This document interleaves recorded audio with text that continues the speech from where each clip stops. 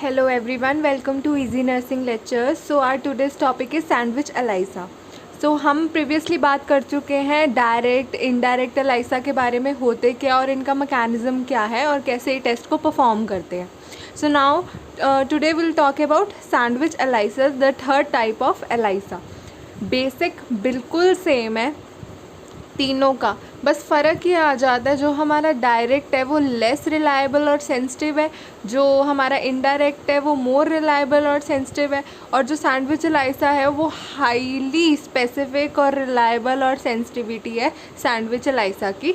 Okay, सो mechanism क्या है, किस लिए हम ELISA टेस्ट का यूज़ करते हैं. अगर हमें कोई भी antigen, antibody, hormone, peptide, protein, इनकी प्रेजेंस पेशेंट के सीरम में देखनी होती है, किसी सोल्यूशन में चेक करनी होती है, तो हम ELISA टेस्ट का यूज़ करते हैं. ओके, सो फर्स्ट अगर for suppose now take an example, अगर हमें पेशेंट के सीरम में डिटेक्ट करना है antigen B. Okay, B antigen को मैंने डिटेक्ट करना है कि पेशेंट के सीरम में है या नहीं है. ठीक है, सो देखो एक चीज़ है, जैसे कि हमारे पास एंटीजन है for suppose B, I, L, ये हमारे पास एंटीजन्स हैं. ठीक है, जो इनका कंपोनेंट्स हैं या इनका जो डोमेन है या इनके कंपार्टमेंट्स हैं, जैसे कि ये वाला कंपार्टमेंट हो गया, ये वाला कंपार्टमेंट हो गया और ये वाला कंपार्टमेंट हो गया, ये तीनों का डोमेन बिल्कुल सेम है. तो जो एंटीबॉडी है वो यहाँ पे आके अटैच हो सकता है. ओके, लेकिन क्या है, अगर मेरे को चाहिए तो ये तो हो गया वन एंटीबॉडी डिटेक्शन मेथड, कि हम जैसे पीछे कर रहे थे कि एक ही एंटीबॉडी आता था और वो एंटीजन के साथ डिटेक्ट होकर अटैच हो जाता था एंड हेंस हमें पता लग जाता था कि वो प्रेजेंट है या नहीं है. But they are not specific, क्योंकि देखो बी एंटीजन के लिए भी एंटीबॉडी आके, क्योंकि इसका डोमेन सेम है तो यहाँ पे अटैच हो सकता है. आई का भी ऐसे ही है और एल का भी ऐसे ही है. तो क्यों ना सैंडविच ELISA टेस्ट को मतलब एक ELISA टेस्ट को मॉडिफाई किया गया ताकि हाईली स्पेसिफिक हो जाए कि ये दो साइड से उसको डिटेक्ट करे, दोनों साइड से.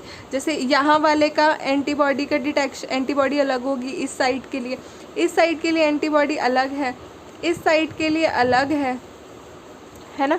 तो अब आप खुद ही देखो कि वन एंटीबॉडी डिटेक्शन बेस्ट है एंटीजन को डिटेक्ट करने के लिए या टू एंटीबॉडी डिटेक्शन बेस्ट है. तो of course to antibody detection ही बेस्ट है ना. तो यही हमारा प्रिंसिपल है सैंडविच ELISA के लिए. हम इसमें दो एंटीबॉडी एक ही एंटीजन को डिटेक्ट करते हैं दोनों डोमेन से, ताकि कोई भी कन्फ्यूजन ना हो, और इसी वजह से जो हमारा ये टेस्ट है वो हाईली स्पेसिफिक और हाईली रिलायबल है. ओके, तो फिर से वही प्रोसीजर है हमारा. हमने ELISA प्लेट ली है, हमारी ELISA प्लेट होती है.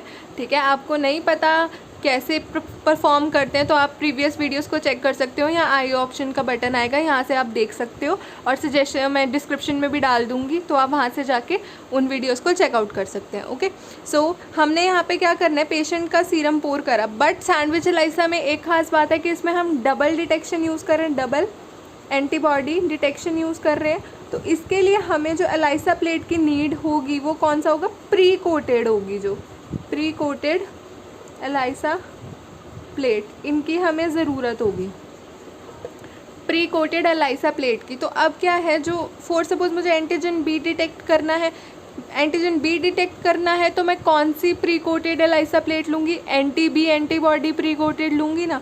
तो मैं क्या ये वाली जो मेरी प्लेट होगी वो कौन सी होगी, anti B antibody pre coated ELISA plate. Okay, तो क्या है, यहाँ पे मेरे एंटीबॉडीज़ ऑलरेडी प्रेजेंट है क्योंकि ये प्री कोटेड है. ठीक है, अब मैंने क्या किया, यहाँ पे ब्लॉकिंग एजेंट डाल दिया.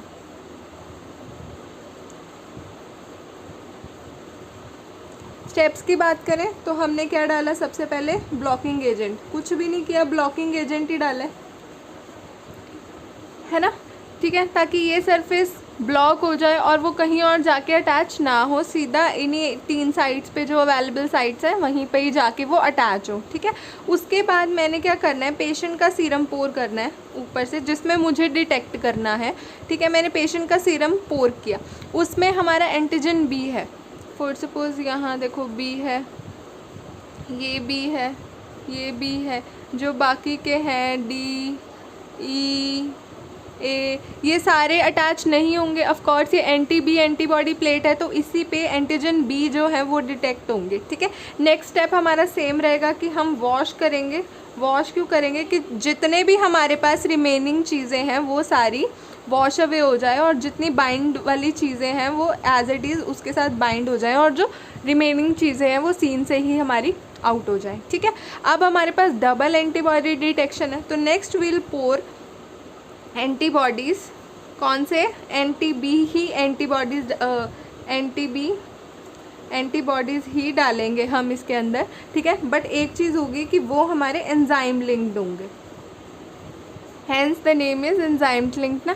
तो एंजाइम लिंक्ड होंगे, जो फर्स्ट वाले थे वो एंजाइम लिंक्ड नहीं थे, ठीक है। तो अब हमारे पास ये एंटीबॉडीज़ आ गई, ये हमारे एंजाइम लिंक्ड है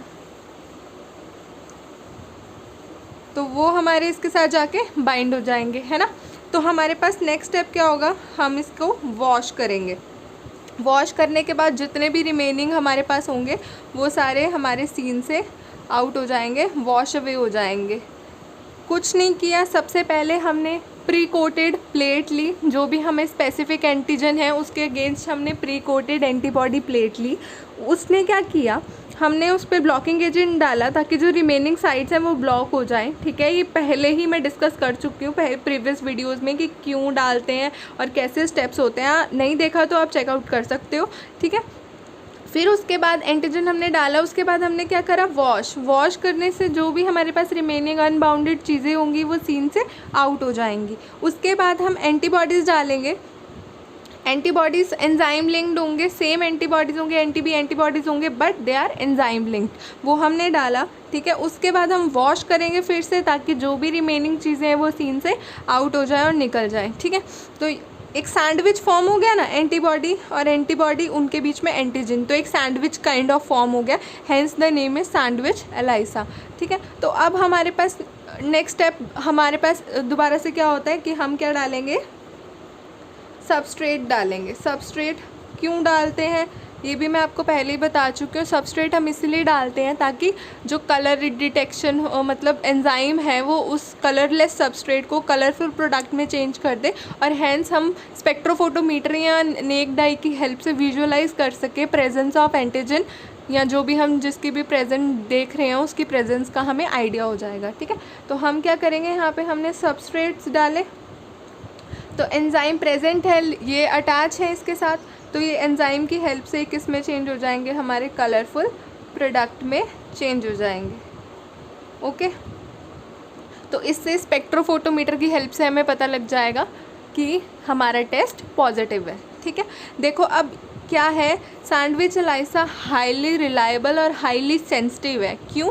क्योंकि वन एंटीबॉडी डिटेक्शन मैंने आपको बताया था कि जैसे ये डोमेन है, इनके डोमेन्स देखो, इन वर्ड्स के अगर ये एंटीजन है इनके बिल्कुल सेम आ रहे हैं तो वन एंटीबॉडी डिटेक्शन गलत हो सकती है। अगर हम डायरेक्ट में करेंगे तो अगर बी एंटीजन होगा वो उसके साथ भी अटैच हो सकता है, आई के साथ भी अटैच हो सकता है, एल के साथ भी अटैच हो सकता है। लेकिन सैंडविच एलाइसा हमें क्या चीज़ प्रोवाइड करती है, हाईली सेंसिटिविटी और हाईली स्पेसिफिसिटी प्रोवाइड करती है, जो हमें 2 एंटीबॉडी डिटेक्शन की हेल्प से मिल सकते हैं। कि देखो दो इनके नीचे वाली साइड्स तो अलग है ना दिखने में, अगर हम ऐसी एग्जांपल की बात करें तो नीचे वाली साइड्स हैं अलग है दिखने में, तो हैंस इनसे हमें फ़र्क का पता चल जाएगा और वो एंटीबॉडी नहीं उसके साथ अटैच होगा। तो इस वजह से ये चीज़ हमारे टेस्ट को हाईली स्पेसिफिक और हाईली रिलायबल बनाती है। तो this is sandwich ELISA test. Hope you like this video and thank you.